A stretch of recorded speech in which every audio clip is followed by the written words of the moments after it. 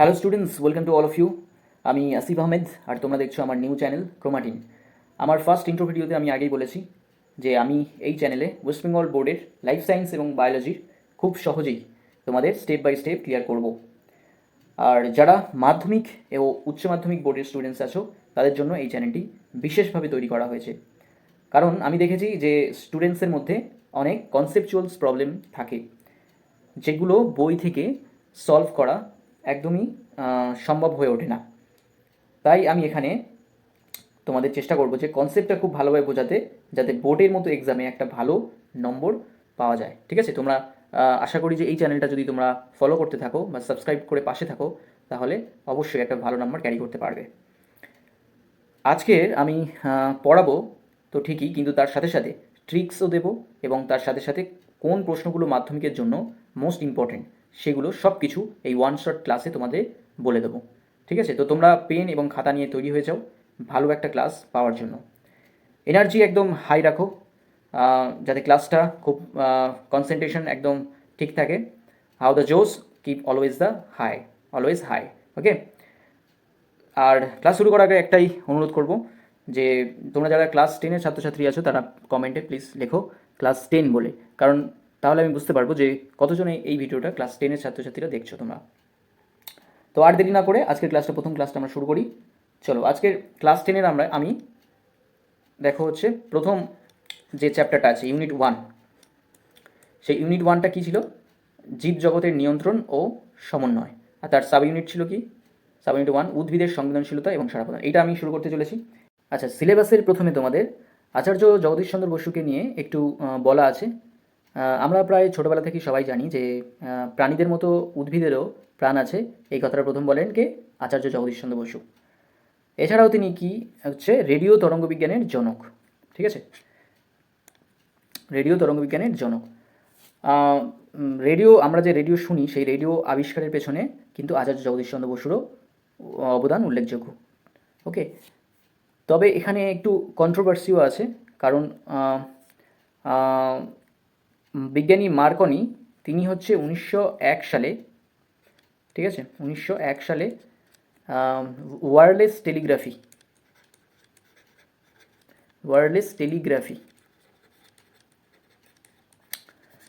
আবিষ্কার করেন, যেখানে তিনি রেডিও মাধ্যমে যোগাযোগ ব্যবস্থা প্রমাণ করে দেখান, এবং তার এই কাজের জন্য 1909 সালে তাকে নোবেল প্রাইজ দেওয়া হয়। ঠিক আছে, কিন্তু আচার্য জগদীশচন্দ্র বসু এই যে ব্যাপারটা যেটা মার্কনি করে দেখিয়েছে, সেটা 1895 সালে জগদীশচন্দ্র বসু কিন্তু তার আগেই আমাদের কলকাতাতে ঘণ্টা বাজানোর শব্দ রেডিও ওয়েভের মাধ্যমে শুনে দেখিয়েছিলেন। ঠিক আছে, বাট কিন্তু ইনি এই ব্যাপারটাতে পেটেন্ট নেননি। পেটেন্ট মানে যে পরবর্তীকালে তার এই আবিষ্কারের পেছনে কেউ ক্লেম করতে পারবে না, এই জিনিসটা তিনি নেননি। তো ফলস্বরূপ কিন্তু রেডিওর যে আবিষ্কর্তা তার নাম অনুসারে বিজ্ঞানী মার্কনি নামটা এখানে উঠে আসে। ওকে, কিন্তু আমরা রেডিও তরঙ্গ বিজ্ঞানের জনক হিসাবে কিন্তু আচার্য জগদীশচন্দ্র বসুকেই এখনও মেনে থাকি। ওকে, তারপরে দেখো কেসকোগ্রাফ হলো উত্তেজনায় উদ্ভিদের সাড়া দেওয়ার প্রমাণ যন্ত্র। গাছ যে একটা উত্তেজনায় সাড়া দেয় সেইটার প্রমাণ দেন হচ্ছে আচার্য জগদীশচন্দ্র বসু, এবং সেটা কোন যন্ত্রের মাধ্যমে দেয়? সেটা হচ্ছে কেসকোগ্রাফ। এটা ইম্পর্টেন্ট। তারপরে দেখো এখানে আরেকটা তিনি যন্ত্র আবিষ্কার করেছিলেন, তার নাম হচ্ছে রেজোন্যান্ট রেকর্ডার।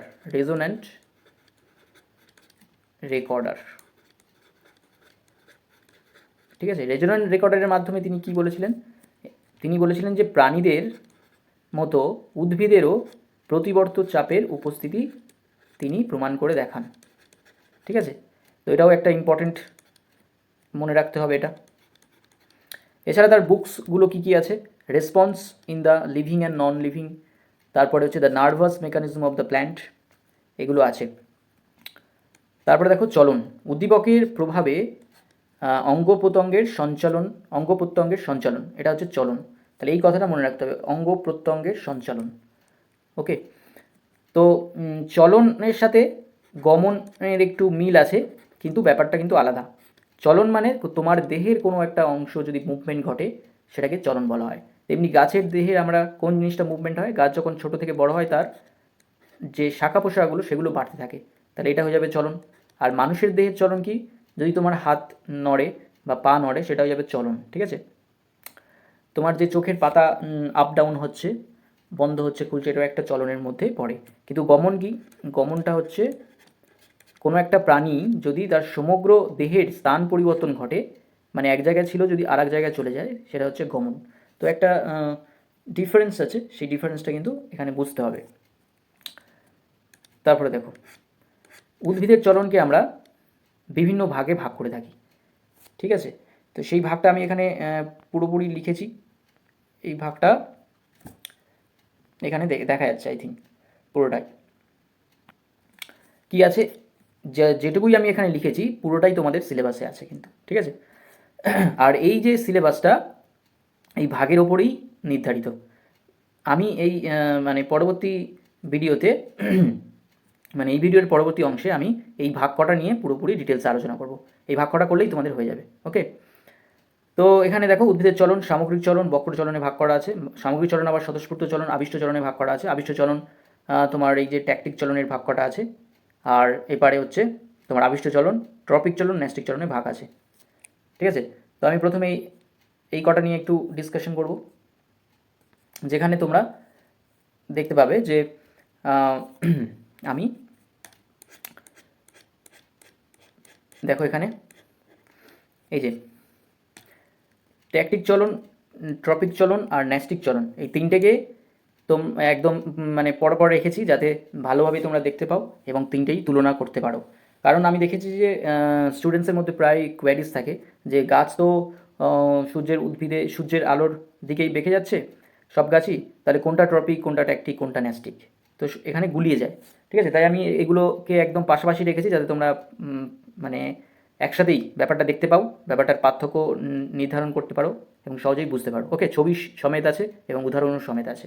তো দেখে নাও ব্যাপারটা কি। এখানে প্রথমে দেখো ট্যাকটিক চলন। ট্যাকটিক চলনের ক্ষেত্রে তোমরা কোনটা মনে রাখবে, এখানে একটা জিনিসই মনে রাখতে হবে, ঠিক আছে।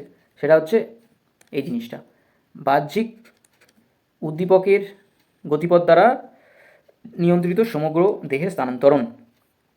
তাহলে কি সমগ্র দেহের স্থানান্তরণ ঘটবে এখানে, কিন্তু কোনো একটা উদ্ভিদ আছে সে এক জায়গা থেকে অন্য জায়গায় চলে যাবে, ওকে। এরকম হলে সেটা হয়ে যাবে ট্যাকটিক চলন। আর আমাদের মনে রাখতে হবে কোনটা, এইটাই ট্রিক, বাহ্যিক উদ্দীপকের গতিপথ দ্বারা নিয়ন্ত্রিত সমগ্র দেহের স্থানান্তরণ, ওকে। তো এই যে বাহ্যিক উদ্দীপক আছে এই কথাটা আমরা চেঞ্জ করে এই জায়গায় বিভিন্ন এর যে প্রকারভেদ আছে, যেমন ফটো ট্যাকটিক, তাহলে ফটো মানে এখানে আলো, তাহলে আলো একটা উদ্দীপক, এই আলোটা আমরা এখানে ইনপুট করে দেবো, তাহলে আলোর গতিপথ দ্বারা নিয়ন্ত্রিত সমগ্র দেহের স্থানান্তরণ ঘটাকে ফটোট্যাকটিক চলন বলা হয়। উদাহরণ কি, ক্ল্যামাইডোমোনাস ভলভক্স। থার্মোট্যাকটিক, থার্মো মানে কি উষ্ণতা, তাহলে উষ্ণতার গতিপথ দ্বারা নিয়ন্ত্রিত সমগ্র দেহের স্থানান্তরণ ঘটাকে থার্মোট্যাকটিক চলন বলে। উদাহরণ কি, ক্ল্যামাইডোমোনাস। তেমনি কেমোট্যাকটিক, এটা কেমো মানে শুধু আমরা এই যে নামটা মনে রাখবো, কেমো মানে কি, থার্মো মানে কি, ফটো মানে কি, ঠিক আছে, ব্যাস হলেই আমাদের সংজ্ঞা রেডি। শুধু আমরা এই যে এখানে ইনপুট করে দেবো, ওকে। কেমো মানে কি, রাসায়নিক পদার্থ, তাহলে তাহলে এই যে কেমোট্যাকটিকের উদাহরণ কী হবে, উদাহরণ হচ্ছে দেখো মশের শুক্রাণু ডিম্বাণুর দিকে আকৃষ্ট হয় কার মাধ্যমে, গ্লুকোজের মাধ্যমে। তারপরে দেখো ফানের শুক্রাণু ডিম্বাণুর দিকে আকৃষ্ট হয় কার মাধ্যমে, ম্যালিক অ্যাসিডের মাধ্যমে। এখানে একটু বোঝা যাচ্ছে না, এটা নোট করে নেবে, এটা হচ্ছে ম্যালিক অ্যাসিড লেখা আছে, ওকে। তারপরে দেখো হাইড্রোট্রপিক, হাইড্রোট্যাকটিক হাইড্রো মানে কি জল, তাহলে জলের গতিপথ দ্বারা নিয়ন্ত্রিত সমগ্র দেহের স্থানান্তরণকে বলা হয় হাইড্রোট্যাকটিক, উদাহরণ একোষী শৈবাল।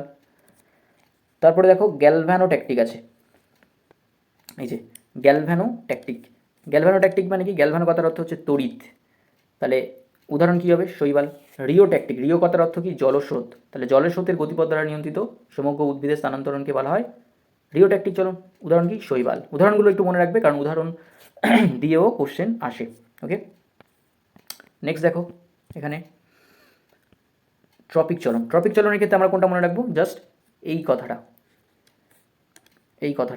উদ্দীপকের গতিপথ অনুসারে যে চলন ঘটে তাকে বলা হয় ট্রপিক চলন, ওকে। উদ্দীপকের গতিপথ অনুসারে যে চলন ঘটে তাকে ট্রপিক চলন বলে। এবার এই যে উদ্দীপকের জায়গায় আমরা কি লিখে দেবো চেঞ্জ করে, এই যে উদ্দীপকগুলো ফটোট্রপিক, ফটো মানে কি আলো, এখানে ইনপুট করে দেবো, তার আলোর গতিপথ অনুসারে উদ্ভিদ অঙ্গের যে চলন ঘটে তাকে বলা হয় ফটোট্রপিক চলন। ঠিক আছে। আচ্ছা, এখানে ফটোট্রপিক চলনের একটু ব্যাপারটা জানতে হবে। এখানে পজিটিভ ফটোট্রপিক চলন দেখা যায়, আবার নেগেটিভ ফটোট্রপিক চলন দেখা যায়। কোথায় দেখা যায় এটা ইম্পর্টেন্ট। পজিটিভ ফটোট্রপিক চলনটা কোথায় দেখা যায়? পাতায়। আর নেগেটিভ ফটোট্রপিক চলনটা দেখা যায় কোথায়? এটা হচ্ছে মূলে। পাতায় কেন? দেখো, পাতাটাই হচ্ছে আলোর দিকে, সূর্যের আলোর দিকে যাচ্ছে, তাই পাতাটা পজিটিভ হয়ে যাবে। আর মূল সূর্যের আলোর দিকে তো যায় না, এটা নিচের দিকে যায়, তাই এটা যাবে নেগেটিভ ফটোট্রপিক চলন। আর একটা আছে দেখো, ট্রান্সভার্স ফটোট্রপিক চলন। এটা কি? এটা নির্দিষ্ট অ্যাঙ্গেলে যাবে, ঠিক আছে। এটা একদম ডিরেক্টলি সূর্যের দিকে যাবে না, আলোর দিকে যাবে না, বাট সূর্য যদি এখানে থাকে তাহলে এই অ্যাঙ্গেলে যাবে, ঠিক আছে, একটু অ্যাঙ্গেল করে যাবে। এটা হয়ে যাবে ট্রান্সভার্স ফটোট্রপিক চলন। এবার দেখো হাইড্রোট্রপিক চলন। হাইড্রো মানে কি? জল। তাহলে জলের গতিপথ অনুসারে উদ্ভিদঙ্গে যে চলন ঘটে তাকে তাহলে হাইড্রোট্রপিক চলন বলা হয়। শুধু আমরা কি করব, এই যে এটা আছে এই মানে এতে ফরম্যাটে আমরা ফেলে দেবো। এই ফরম্যাটে ফেললেই আমার রেডিমেড একটা সংজ্ঞা তৈরি হয়ে যাবে। ওকে, তারপরে দেখো জিওট্রপিক চলন। জিও মানে কি? জিও মানে অভিকর্ষজ বল। তাহলে তাহলে অভিকর্ষজ বলের গতিপথ অনুসারে যে চলন ঘটে তাকে জিওট্রপিক চলন বলা হয়। তাহলে এবার দেখো, আমাদের গাছের সবসময় ভ্রূণ মুকুল যেটা, সেটা উপরের দিকে উঠবে, আর ভ্রূণ মূল যেটা, সেটা সবসময় নিচের দিকে যায়, মানে অভিকর্ষজ বলের দিকে যায়, তাই তো? এই ব্যাপারটা আমরা প্রায় সময় দেখেছি। এবার দেখো, জিওট্রপিক চলনেরও কয়েকটা ভাগ আছে। সেটা কি হচ্ছে? তোমার নেগেটিভ জিওট্রপিক চলন আর পজিটিভ জিওট্রপিক চলন। তাহলে নেগেটিভ কোনটা? যেটা অভিকর্ষজ বলের বিপরীতে যাবে, যেমন কাণ্ড। কাণ্ড সবসময় কি? অভিকর্ষজ বলের বিপরীতে ওঠে। আর মূল সবসময় অভিকর্ষজ বলের দিকে যায়, তাই এটা হয়ে যাবে পজিটিভ জিওট্রপিক চলন। আর যেটা পার্শ্বীয় মূলটা তোমার একদম কী হয়? অভিকর্ষজ বলের যদি এরকম হয় অভিকর্ষজ বল, এটা একটু অ্যাঙ্গেল করে বিস্তার লাভ করে, তাই এটা হয়ে যাবে ট্রান্সভার্স জিওট্রপিক চলন। ওকে, আর এটাকে বলা হয় ডায়াজিওট্রপিজমও বলা হয়। এই ব্যাপারটা মনে রাখতে হবে। পাতাকেও ট্রান্সভার্স জিওট্রপিক চলন বলা হয়, ঠিক আছে। তারপরে দেখো, আরেকটা আছে হচ্ছে হেলিওট্রপিক চলন। হেলিও কথাটার অর্থ কি? হেলিও মানে সূর্যের আলো। এটা ইম্পর্টেন্ট, এটা মাঝে মাঝে কোশ্চেনে দেখা যায় কিন্তু। তারপরে দেখো থিগমোট্রপিক, যেটাকে কি বলা হয়? হ্যাপ্টোট্রপিজমও বলা হয়, যার মানে হচ্ছে স্পর্শ। তাহলে স্পর্শের মাধ্যমে, স্পর্শের গতিপথ অনুসারে যে চলন ঘটে তাকে বলা হয় হচ্ছে থিগমোট্রপিজম। যেমন কি উদাহরণ? লাউ, কুমড়ো, তারপরে উচ্ছে, এগুলো হচ্ছে এর আকর্ষগুলো হচ্ছে তোমার এই চলনের মাধ্যমে এরা কাজ করে। ওকে, আর হেলিওট্রপিজমের যে উদাহরণটা ছিল সেটা হচ্ছে সূর্যমুখী গাঁদা। এই উদাহরণগুলো মনে রাখতে হবে, কিন্তু উদাহরণগুলো ইম্পর্টেন্ট হয়ে যায় পরীক্ষার সময়। ওকে, চলো লাস্টে আছে দেখো ন্যাস্টিক চলন। তো ন্যাস্টিক চলনের ক্ষেত্রে কী ব্যাপার? এক্ষেত্রে আমরা কোনটা মনে রাখবো? শুধু এইটা, উদ্দীপকের তীব্রতা অনুসারে। এই যে ফরম্যাটটা মনে রাখবো, তাহলে আমাদের অ্যান্সার রেডি। তাহলে এই উদ্দীপকের জায়গাটাকে আমরা চেঞ্জ করে কী দেবো? ফটো ন্যাস্টিক যদি বলে তাহলে আলো ইনপুট করে দেবো, কারণ ফটো মানে আলো। উদাহরণ কী হয়ে যাবে? সূর্যমুখী, পদ্ম, শালুক। ওকে, থার্মোন্যাস্টিক, থার্মো কথার অর্থ হচ্ছে উষ্ণতা। তাহলে উষ্ণতার তীব্রতা অনুসারে যে চলন ঘটে তাকে ন্যাস্টিক চলন, থার্মোন্যাস্টিক চলন বলা হয়। উদাহরণ কি? টিউলিপ আর শিম। নিকটিন্যাস্টিক, এটা ইম্পর্টেন্ট। নিকটিন্যাস্টিক দেখো, আলো এবং উষ্ণতা দুটোর প্রভাবে কিন্তু তীব্রতা অনুসারে কিন্তু এর চলনটা ঘটবে। এটাকে নিদ্রা চলনও বলা হয়, স্লিপিং মুভমেন্টও বলা হয়। উদাহরণ কি? তামাক, ক্যাকটাস, বাবলা, আমরুল, কৃষ্ণচূড়া, তেঁতুল। আচ্ছা, কেমোট্যাকটিক, কেমো মানে কি? রাসায়নিক পদার্থের আগে বলেছি আমি। তাহলে রাসায়নিক পদার্থ মাধ্যম তীব্রতা অনুসারে কোন গাছের চলন দেখা যায়? সূর্য শিশির, কলসপত্রী। সিসমোন্যাস্টিক, সিসমো কথার অর্থ হচ্ছে চাপ, যেটা স্পর্শ বা আঘাতের মাধ্যমে হতে পারে, ঠিক আছে। কোন গাছে দেখা যায়? লজ্জাবতী। আমরা জানি লজ্জাবতীর পাতায় যদি হাত দিই তাহলে কী হবে? লজ্জাবতীর পাতায় এরকম মানে নুয়ে পড়ে, তাই তো? এটা একটা সিসমোন্যাস্টিক চলনের উদাহরণ কিন্তু। আর আঘাতের প্রভাবে কোনো যদি চলন ঘটে তখন তাকে বলা হয় হ্যাপ্টোন্যাস্টিক, ঠিক আছে। এই কথাটা মনে রাখতে হবে। হলো, এবার দেখো নেক্সট স্লাইড। আচ্ছা, এখানে আমি কি করেছি? ট্যাকটিক, ট্রপিক এবং ন্যাস্টিক চলন থেকে কিন্তু বৈশিষ্ট্যের ওপরে তোমাদের কোশ্চেন আসে। আর এখন কি বলতো, মাধ্যমিকে একটু স্ট্রেট ফরওয়ার্ড কোশ্চেন কিন্তু কমে গেছে। এখন একটু কনসেপচুয়াল কোশ্চেন দিচ্ছে, যেখানে তোমাদের কিন্তু কনসেপ্ট জানতে হবে। ওকে, তো সেই জন্য এখান থেকে কোশ্চেন প্রায় সময় দেখা যায়। তো দেখে নাও এখানে ট্যাকটিক চলন কী হয়। আচ্ছা, এটা আমি 1 2 3 করে দিচ্ছি, 1 2 3 4। আচ্ছা, ট্যাকটিক চলনের ক্ষেত্রে প্রথমে কি আছে? উদ্ভিদ অঙ্গের সামগ্রিক স্থান পরিবর্তন হয়, হ্যাঁ দেখেছি আমরা। তারপরে দেখো ট্রপিক চলনে সেটা হয় না, আর ন্যাস্টিক চলনে তো সেটা হয় না, কারণ ট্রপিক চলনে কী হয়? শুধুমাত্র শাখা প্রশাখার বৃদ্ধি ঘটে। ন্যাস্টিক চলনের ক্ষেত্রেও সেম। আর এখানে কি হয়, ট্রপিক চলনের ক্ষেত্রে উদ্দীপকের গতিপথ ও তীব্রতা দ্বারা নিয়ন্ত্রিত হয়, কিন্তু ট্রপিক চলনের ক্ষেত্রে শুধুমাত্র গতিপথ দ্বারা নিয়ন্ত্রিত হয়, ন্যাস্টিক চলনের ক্ষেত্রে তীব্রতা দ্বারা নিয়ন্ত্রিত হয়। এই কথাটা মনে রাখতে হবে। ট্যাকটিক চলনের ক্ষেত্রে দুটোই, গতিপথ, তীব্রতা। তারপরে দেখো, ট্যাকটিক চলনের ক্ষেত্রে সমগ্র দেহে দেখা যায় কিন্তু বৃদ্ধি ঘটে না। ট্যাকটিক চলন উদ্ভিদের কি হয়, সমগ্র দেহের স্থান পরিবর্তন ঘটে, কিন্তু বৃদ্ধি খুব একটা ঘটে না। আর ট্রপিক চলনের ক্ষেত্রে বৃদ্ধিজনিত বক্রতা ঘটে, সমগ্র দেহের স্থান পরিবর্তন ঘটে না, এখানে শুধুমাত্র বৃদ্ধি ঘটে। আর ন্যাস্টিক চলনের ক্ষেত্রে কী হবে, রসস্ফীতর জন্য বক্রচলন ঘটে কিন্তু বৃদ্ধি ঘটে না। তারপরে ট্যাকটিক চলনে হচ্ছে অক্সিন হরমোনের কোনো ভূমিকা নেই, ট্রপিক চলনে অক্সিন হরমোনের ভূমিকা আছে। ন্যাস্টিক চলনে অক্সিন হরমোনের কোনো ভূমিকা নেই।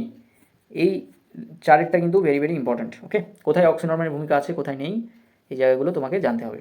এখান থেকে প্রশ্ন কিন্তু আসে। ওকে, নেক্সট দেখো,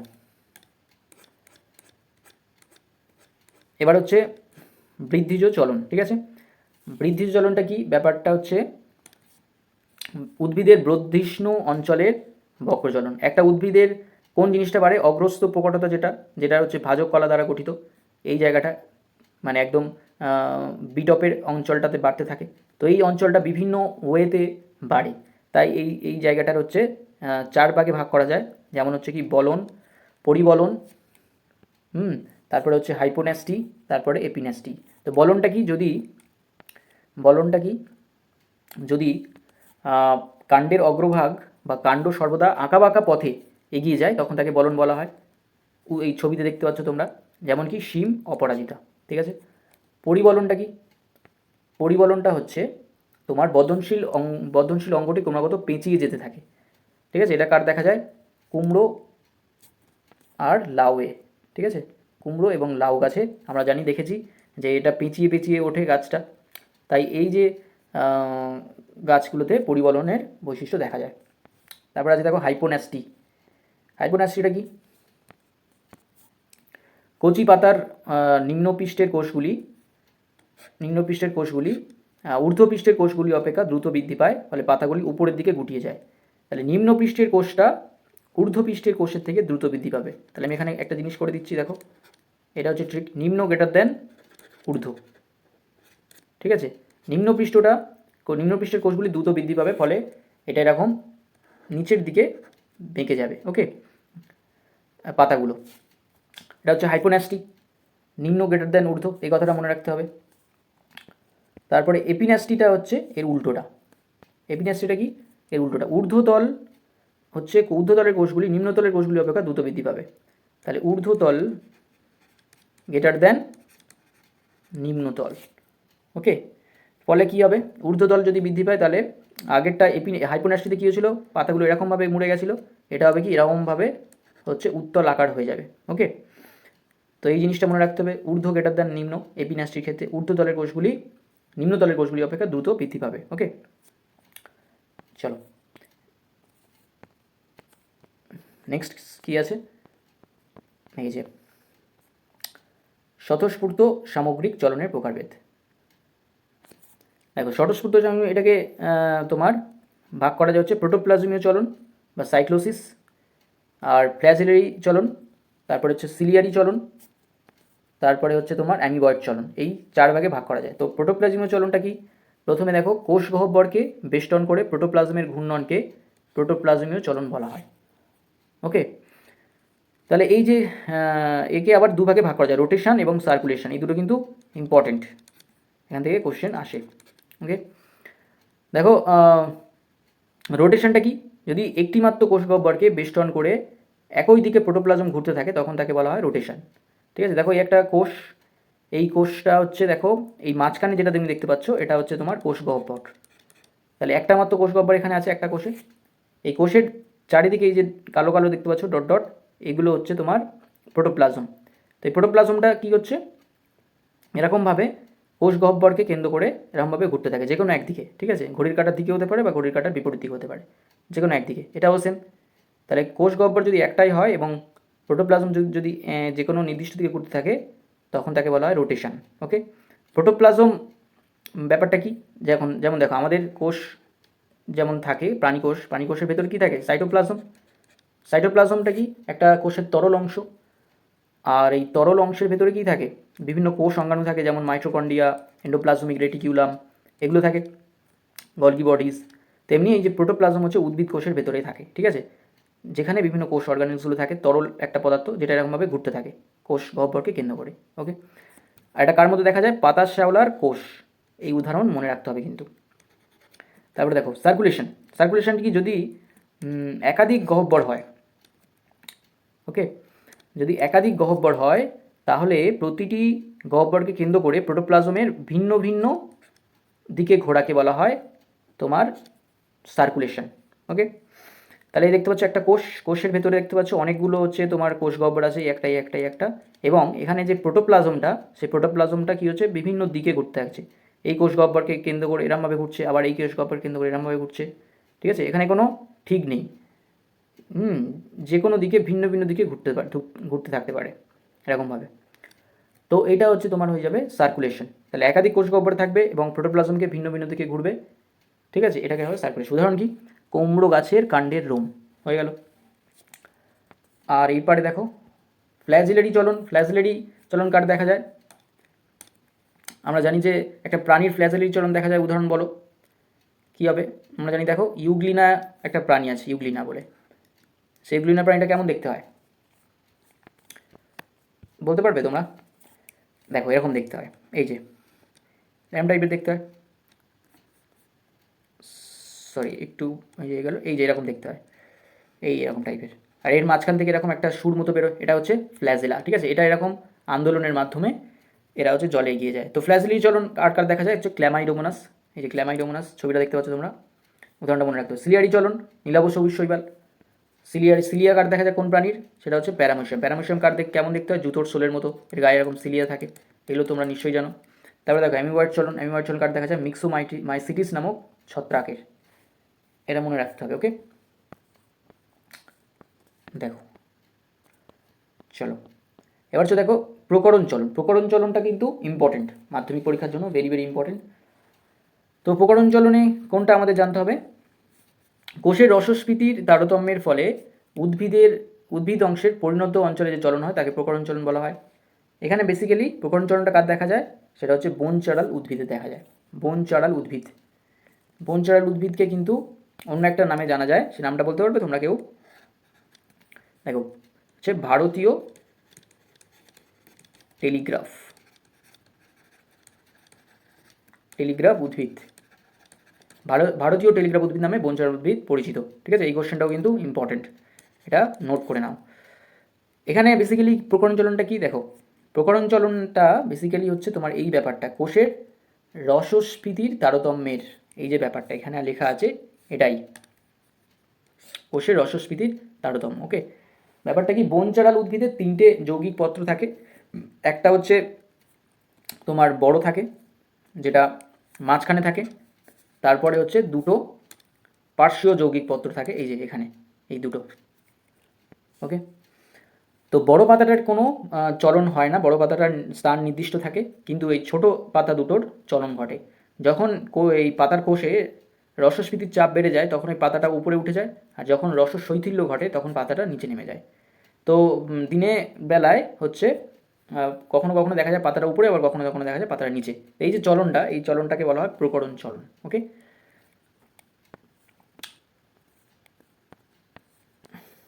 দেখো তো এবার হচ্ছে নেক্সট স্লাইড। দেখো আমরা একটু আগে পড়েছি যে ট্রপিক চলন পড়েছি। ট্রপিক চলনে আমরা কি পড়েছিলাম, যে অনেক ধরনের ট্রপিক চলন আছে, ফটোট্রপিক, জিওট্রপিক, হাইড্রোট্রপিক। তো জিওট্রপিক চলন কি পড়েছিলাম, যে অভিকর্ষজ বলের দিকে যে চলন ঘটে তাকে বলা হয় জিওট্রপিক চলন। কিন্তু এক্ষেত্রে হচ্ছে লবণাম্ব উদ্ভিদের শ্বাস ফুলে কিন্তু ব্যতিক্রমী জিওট্রপিক চলন দেখা যায়। ওকে, কেন? কারণ হচ্ছে দেখো আমরা দেখো সুন্দরবনে কি হয়, সুন্দরবনে হচ্ছে ম্যানগ্রোভ জাতীয় বনভূমি দেখা যায়। সো ম্যানগ্রোভ অরণ্যে কি হয়, যদি এরকম একটা গাছ হয় তার এই যে মাটির ভেতর থেকে মূলগুলো এরকম উপরের দিকে উঠে থাকে, ঠিক আছে। তো আমরা কি জানি, জিওট্রপিক চলনে কি বলেছিলাম, মূল সবসময় নিচের দিকে যায়, কিন্তু এক্ষেত্রে উপরের দিকে যেহেতু উঠে থাকছে তাই এটা ব্যতিক্রমী ট্রপিক চলন। ওকে, এই মূলগুলো উপরের দিকে ওঠে কেন, কারণ দেখো সুন্দরবন নদীমাতৃক এলাকা, তো সেখানে হচ্ছে মাটিতে কাদার পরিমাণ বেশি এবং লবণাক্ত হয়, ফলে অক্সিজেনের পরিমাণটা কমে যায়, ফলে গাছ মূল দিয়ে অক্সিজেন নিতে পারে না, তাই পরিবেশ থেকে অক্সিজেনটা নিতে থাকে, তাই এই যে মূলটা উপরের দিকে উঠে আসে। ওকে, আর এই যে মূলের গায়ে ছোটো ছোটো এরকম ছিদ্র থাকে, ছিদ্রগুলিকে কী বলা হয়? নিউ ম্যাটোফোর। নিউ ম্যাটোফোর, এই টার্মটা মনে রাখতে হবে। ওকে, মাঝে মাঝে শ্বাসমূল না বলে নিউ ম্যাটোফোর দিয়ে দেয়, যে হোয়াট ইজ নিউ ম্যাটোফোর বা নিউ ম্যাটোফোর কী, এই জিনিসটা বলে দেয়। তারপরে দেখো পালভিনি। ওকে, পালভিনিটা কি? পত্রবৃন্তের গোড়ায় যে স্ফীত অংশ থাকে, এই যে ব্যাপারটা, এইটা পত্রবৃন্তের গোড়ায় যে স্ফীত অংশ থাকে যেখানে জল ধারণ করে, সেটা হচ্ছে তোমার পালভিনি। ওকে, এটা কার দেখা যায়? এটা হচ্ছে তোমার লজ্জাবতী গাছের দেখা যায়। ওকে, লজ্জাবতী উদ্ভিদের পাতায় পত্রমূলের পালভিনিতে রসস্ফীত চাপের জন্য পাতা খাড়াভাবে দাঁড়িয়ে থাকে, কিন্তু স্পর্শ করলে স্পর্শ উদ্দীপকের প্রভাবে পালভিনিতে শৈথিল্য দেখা যায়, এবং শৈথিল্যের পরে পাতাটা নুয়ে পড়ে। এই যে তোমরা এখানে দেখতে পাচ্ছ উদাহরণ, এই মানে ছবিতে পাতাটা নুয়ে পড়েছে, এখানে এখন শিথিল হয়ে গেছে। তো এই ব্যাপারটা এখানে তোমাদের বলতে হবে। ওকে, তারপরে দেখো, তারপরে আছে এই তিনটে, যে এরোট্রপিক চলন, প্লাজিওট্রপিক চলন, ডায়ালজিওট্রপিক চলন। এরোট্রপিকটা কি? এরো কথাটার মানে তোমরা জানো যে এয়ারের সাথে রিলেটেড, তাহলে এয়ার মানে কি? বায়ু, আর বায়ুতে কি থাকে? অক্সিজেন, তাহলে অক্সিজেন বা বায়ুর দ্বারা নিয়ন্ত্রিত ট্রপিক চলনকে বলা হয় এরোট্রপিক চলন। তারপরে দেখো প্লাজিওট্রপিক, প্লাজিও মানে কি? সমকোণ ছাড়া অন্য কোনো কোণে উদ্ভিদ অঙ্গের বৃদ্ধি ঘটলে তখন তাকে বলা হয় প্লাজিওট্রপিক। সমকোণ মানে কি? 90 ডিগ্রি, তাহলে 90 ডিগ্রি ছাড়া, যদি 30 ডিগ্রি কোণে হয়, 60 ডিগ্রি কোণে হয়, তখন হবে প্লাজিওট্রপিক। যেমন ধরো এই একটা কাণ্ড যদি ধরো কাণ্ড থেকে এখান থেকে একটা এরকম শাখা উঠেছে, তাহলে কাণ্ডের সাথে এটা কত ডিগ্রি কোণে? 90 ডিগ্রি কোণে নয় নিশ্চয়ই, এটা তোমার হবে 30 ডিগ্রি হতে পারে। তাহলে এই যে কোণটা যদি 90 ডিগ্রি না হয়ে থাকে তখন হয়ে যাবে এটা প্লাজিওট্রপিক। তারপরে দেখো ডায়াহেলিওট্রপিজম, পাতা ও কাণ্ড আলোর গতিপথে সমকোণে বর্ধিত হয়। তাহলে এই যদি আলো হয়,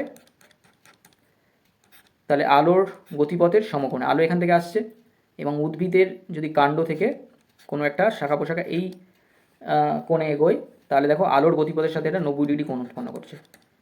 ঠিক আছে, সমকোণে বর্ধিত হচ্ছে, তাহলে এটা হয়ে যাবে তোমার ডায়াহেলিওট্রপিজম। ওকে, এই ব্যাপারটুকু ছিল তোমাদের সিলেবাসে। আই থিঙ্ক এইটুকু যদি তোমরা মন দিয়ে ভালোভাবে বুঝে নাও, আশা করি নিয়েছো, তাহলে অন্য কোনো বই তেমন পড়তে হবে না। ওকে, এখান থেকেই সব কনসেপ্ট ক্লিয়ার হয়ে যাবে। ঠিক আছে, তো দেখো আমি তোমাদের জন্য তিনটে রেখেছি, এমসিকিউ রেখেছি। এই তিনটে যদি দেখো তোমরা করতে পারছো কিনা। প্রথম যেটা কোশ্চেন আছে সেটা হচ্ছে তোমার জিওট্রপিক চলনের উদ্দীপক হলো, জিও মানে কি বলো? জিও মানে কি বলেছিলাম? অভিকর্ষজ বল, তাহলে এটা হয়ে যাবে। সেকেন্ডটা দেখো, সার্কুলেশন দেখা যায়, সার্কুলেশন বলো, সার্কুলেশনটা কি? দুটো ছিল, রোটেশন আর সার্কুলেশন। রোটেশনে কি ছিল? একটা কোষ গহ্বরকে কেন্দ্র করে ঘুরবে, তাই তো প্রোটোপ্লাজমটা। সার্কুলেশনে তোমার অনেকগুলো কোষ গহ্বরকে কেন্দ্র করে ঘুরবে। এটা কার দেখা যায়? কুমড়োর কাণ্ড রোমে। ওকে, আচ্ছা চলো নেক্সট দেখো, কোন জোটটি সঠিক নয়? এই কোশ্চেনটা কিন্তু আমি বলবো না, এই কোশ্চেনটা তোমরা কমেন্টে জানাবে এর অ্যান্সারটা। ওকে, এটা তোমাদের কমেন্টে জানাও তোমরা কোন অ্যান্সারটা এখানে সঠিক হবে। কি হবে? ফটোন্যাস্টিক চলন সূর্যমুখী, থার্মোন্যাস্টিক চলন টিউলিপ, সিসমোন্যাস্টিক চলন পদ্ম, নাকি কেমোন্যাস্টিক চলন সূর্য শিশির? কোনটা সঠিক নয় হবে, কোনটা সঠিক নয় তোমাদের বলতে হবে কিন্তু। ওকে, চলো দেখো, এই পর্যন্ত যারা ভিডিওটা দেখলে তাদেরকে অসংখ্য ধন্যবাদ।